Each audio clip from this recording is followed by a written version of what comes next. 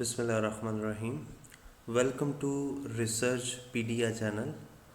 दोस्तों, आज की हम वीडियो में ये सीखेंगे कि पर्सनल फाइनेंस के 10 प्रिंसिपल क्या हैं और इन पर अमल करके हम क्या कुछ अचीव कर सकते हैं अगर हम इन्हें प्रॉपरली फॉलो कर लें।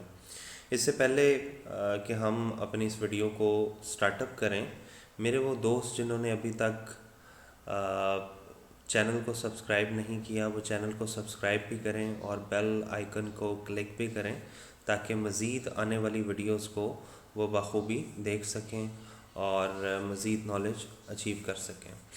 तो बेसिकली 10 प्रिंसिपल्स हैं पर्सनल फाइनेंस के, जिनको फॉलो करके आप अपनी फाइनेंशियल जो कंडीशन है वो बेहतर बना सकते हैं। आप बहुत सारी अनसर्टन सिचुएशन से बच सकते हैं। किसी भी किस्म की फाइनेंशियल डिफ़िकल्टीज़ को जो है वो रिज़ॉल्व कर सकते हैं। इनमें जो पहला प्रिंसिपल है that is the best protection is knowledge. जब आपको एक सिचुएशन के बारे में, स्पेशली जो फाइनेंशियल सिचुएशन होती है या जिसको हम पर्सनल फाइनेंशियल सिचुएशन कहते हैं, अगर उसके बारे में आप already you have the knowledge, तो कोई इस चीज़ से फ़र्क नहीं पड़ता कि वो फाइनेंशियल सिचुएशन कितनी बुरी है या किस तरह की है। तो आप अगर पर्सनल फाइनेंस की बेसिक्स को अंडरस्टैंड कर लें तो आपके लिए ये इजी हो जाता है कि आप प्रोटेक्शन कर सकते हैं अनसर्टन इवेंट्स की। Take responsibility for your life time financial plan. जितने भी आपकी लाइफ में फाइनेंशियल प्लान बने उनके हवाले से जो है आप रिस्पॉन्सिबिलिटी ले लें और जो प्रोफेशनल एडवाइस है वो वाइसली लें। हर पर्सन की जो एडवाइस है उस पर अमल करना फ़ायदा मंद नहीं होता। कुछ एडवाइसेस जो हैं, कुछ प्रोफेशनल एडवाइसेस बहुत इफ़ेक्टिव होती हैं, कुछ इफ़ेक्टिव नहीं होती। तो हमेशा रेलेवेंट बंदे से, जिसको उस चीज़ का सही नॉलेज हो, उससे प्रोफेशनल एडवाइस जो है वो सीख करें ताकि आप अपनी बेहतर तरीके से प्रोटेक्शन कर सकें अपने माली मामलात की, अपनी फाइनेंशियल कंडीशन की। सेकंड प्रिंसिपल है nothing happens without a plan. जब तक आप हर चीज़ को प्लान करके नहीं चलेंगे आपकी लाइफ में कुछ भी अच्छा नहीं होगा। तो कहते हैं कि जो बंदा प्लान नहीं करता वो बेसिकली नाकाम होने की प्लानिंग कर चुका होता है। तो आप कामयाबी की प्लानिंग करेंगे, उस पर अमल करेंगे तो आप कामयाब हो जाएंगे। अदरवाइज़ नाकामी की प्लानिंग तो अनप्लान तरीके से भी हो जाती है। तो nothing happens without a plan. तो बेसिकली जब आप प्लान बना लेते हो सेविंग के हवाले से, स्पेंडिंग के हवाले से, तो उसके हवाले से सोच विचार करना ज़रा आसान हो जाता है। सेविंग को हमेशा प्लान करके चलें। जब तक आप प्लान नहीं करेंगे कि आपने कितना सेव करना है, आप सेव नहीं कर पाएंगे। ठीक है। इसी तरह जो आपके फाइनेंशियल प्लान्स हैं, ठीक है, और जो आपके गोल्स होते हैं, ठीक है, गोल्स को अचीव करने के लिए फाइनेंशियल प्लान बनाना पड़ता है। तो अगर आप फाइनेंशियल प्लान नहीं बनाएंगे तो आप गोल्स को बामुश्किल ही अचीव कर पाएंगे। चांस ही कोई नहीं है कि आप गोल्स अचीव कर पाएँ। तो nothing happens without a plan. तो सबसे पहले है protection, best protection is the knowledge, और second is nothing happens without a plan. उसके बाद जो तीसरा प्रिंसिपल है वो टाइम वैल्यू ऑफ मनी है। टाइम वैल्यू ऑफ मनी का प्रिंसिपल ये कहता है कि with the passage of time the value of money basically changes, और मोर स्पेसिफिकली इट डिक्रीजेस। तो बेसिकली जो पैसा आज आपके पास है उसकी वर्थ ज़्यादा है रेदर देन फ्यूचर। हालांकि फ्यूचर में वो अक्यूमुलेट होकर बढ़ ज़रूर जाती है, लेकिन उसी लिहाज से इन्फ्लेशन भी बढ़ जाती है। तो जब इन्फ्लेशन बढ़ती है तो वैल्यू ऑफ मनी जो है वो डिक्रीज़ कर जाती है। आज जो चीज़ आप 1 लाख में परचेज़ कर सकते हैं, हो सकता है 10 साल बाद वो चीज़ जो है वो 20 लाख की हो जाए। तो with the passage of time value of money जो है वो डिक्रीज़ करती है। अगर आप उसको अक्यूमुलेट कर लें, अगर आप उसको उस पर जो है कंपाउंडिंग टेक्निक अप्लाई कर दें, जो टाइम वैल्यू ऑफ मनी का कॉन्सेप्ट है, तो उसकी जो अमाउंट है, उसकी जो क्वांटिटी है वो बढ़ जाएगी, लेकिन वैल्यू ऑफ मनी स्टिल ये डिक्रीज़ कर जाएगी।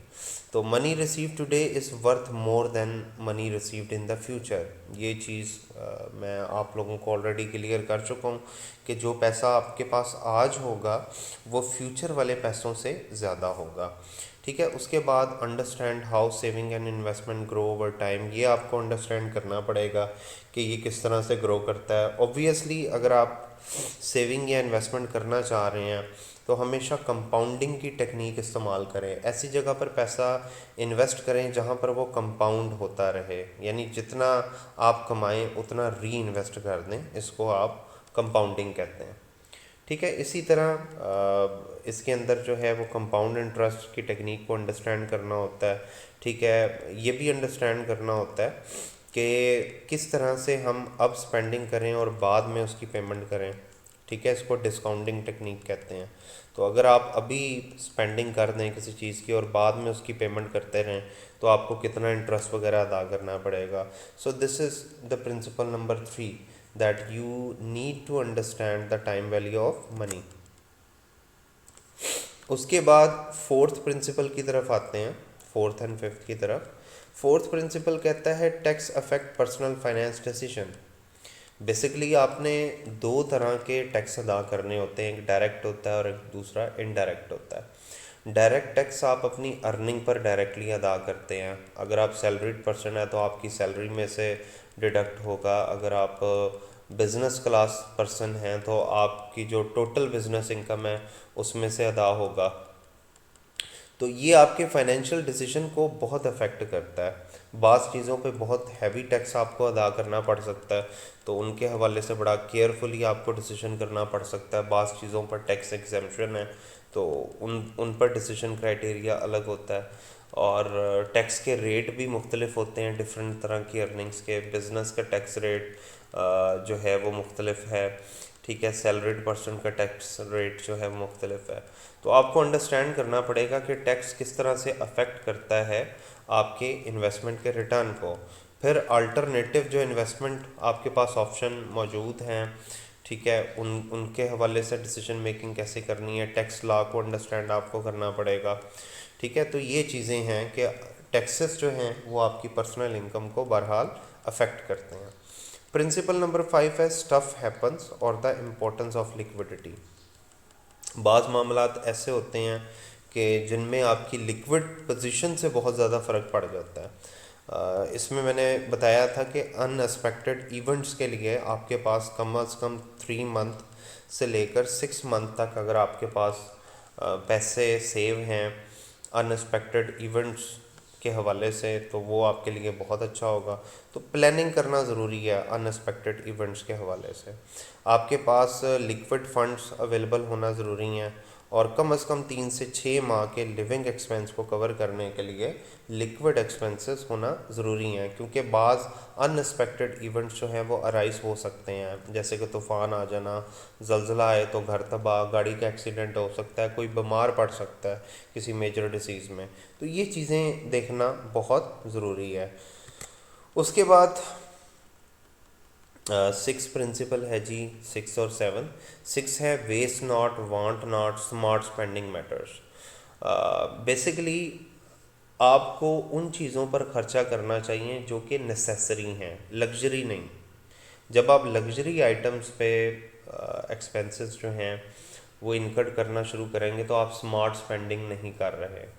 लग्जरी आइटम पर तब खर्च करें जब बेसिक नीड्स पूरी होती हों और उसके अलावा लिविंग एक्सपेंस कवर होता हो। उसके बाद भी कोई पैसे बच जाएं तो तब आप लग्जरी आइटम पर खर्च करें, वरना आप स्मार्ट स्पेंडिंग करें।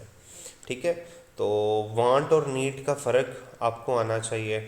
ठीक है, किसी भी चीज़ को परचेज़ करने से पहले आप अच्छी तरह उस पर होमवर्क कर लें कि वो चीज़ कम से कम प्राइस पे कहाँ से मिल सकती है और किस ब्रांड की मिल सकती है। ठीक है, और बेस्ट प्राइस के ऊपर परचेज़ करें। बेस्ट प्राइस का मतलब ये होता है कि जिसका फाइनेंशियल इम्पैक्ट आप पे कम से कम आए। ठीक है, उसको बेस्ट प्राइस कहते हैं, जिसमें आप कुछ ना कुछ बचा लें। बेस्ट बारगेनिंग पॉलिसी आपकी होनी चाहिए। ठीक है। इसी तरह आप अपनी परचेजेस को मेंटेन करें, कौन सी चीज़ परचेज़ करनी है कौन सी नहीं, ये आप लोगों को पता होना चाहिए। तो ये प्रिंसिपल नंबर 6 है जिसको हम स्मार्ट स्पेंडिंग कहते हैं। उसके बाद प्रिंसिपल नंबर 7 है protect yourself against major कैटास्ट्रॉफीज।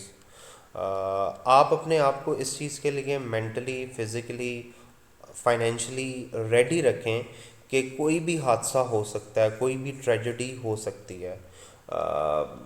और उस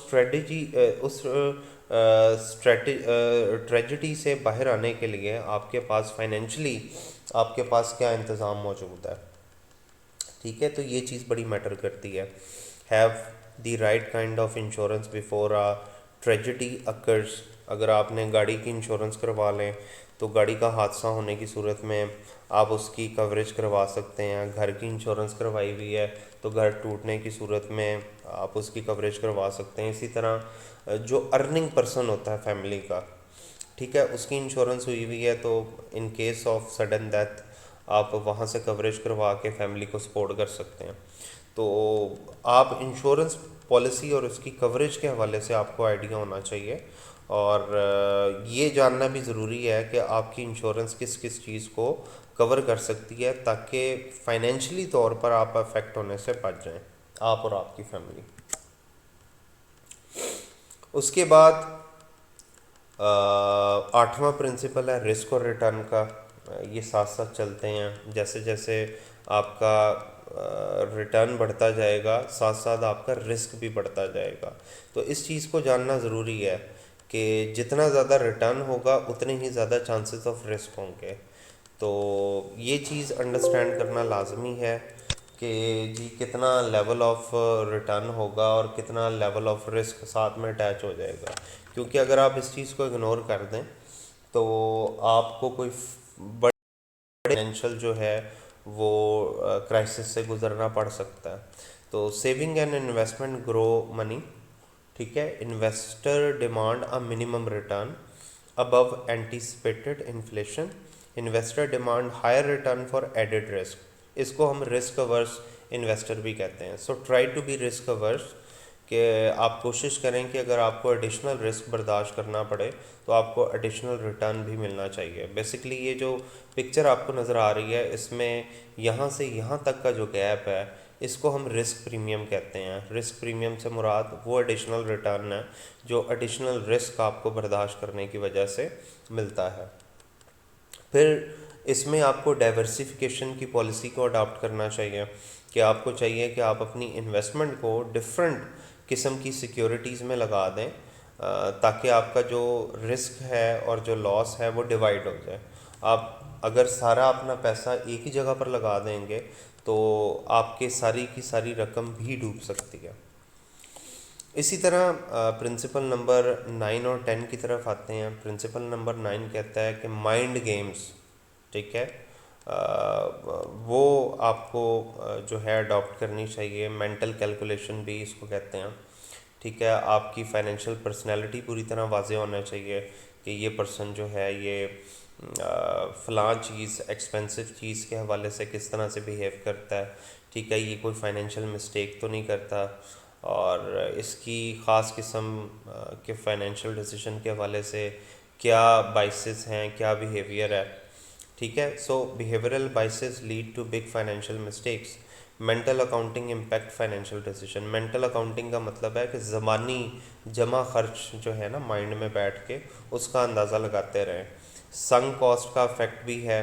ठीक है, संक कॉस्ट का मतलब है कि पास्ट में जो एक्सपेंस आपने इनकर्ड किए थे, ठीक है, तो उसका बेनिफिट आप पास्ट में उठा चुके हैं, अब उसकी रिकवरी के हवाले से आप सोच विचार बंद कर दें, आप फ्यूचर के ऊपर जो है वो फोकस करें। और प्रिंसिपल नंबर 10 है जस्ट डू इट। इससे मुराद ये है कि अगर आपने कोई फाइनेंशियल प्लान, कोई एक्शन प्लान बनाया हुआ है तो आप उसको अप्लाई कर दें। Taking the first step toward your goal is difficult. पहला स्टेप उठाना मुश्किल होता है। जब आप पहला स्टेप उठा लेते हैं तो उसके बाद वाले स्टेप जो हैं वो ईज़ियर होते जाते हैं। तो जब तक आप पहला स्टेप नहीं अप्लाई करेंगे, मींस जब तक आप अपने एक्शन प्लान को इम्प्लीमेंट करना शुरू नहीं करेंगे, तब तक आपकी फाइनेंशियल कंडीशन, आपकी पर्सनल फाइनेंशियल कंडीशन वो बेहतर नहीं हो सकती। ठीक है। So first step is to pay yourself first. तो पर्सनल फाइनेंस ये कहती है कि सबसे पहले अपने आप को पे करना शुरू करें, यानी बाकी चीज़ों की पेमेंट बाद में, पहले खुद को पे करना शुरू करें। पहले सेव करें फिर स्पेंडिंग करें। ठीक है। Saving early can make a big difference. अगर आप अपनी लाइफ के अर्ली फेज में सेविंग स्टार्ट कर दें तो इस चीज़ से बहुत फ़र्क पड़ता है आपकी फाइनेंशियल कंडीशन को। तो गाइस ये थे हमारे जो है पर्सनल फाइनेंस के 10 इम्पॉर्टेंट प्रिंसिपल। उम्मीद करता हूँ कि आपको कॉन्सेप्ट की समझ आई होगी। चैनल को लाइक और सब्सक्राइब ज़रूर कीजिएगा। शुक्रिया।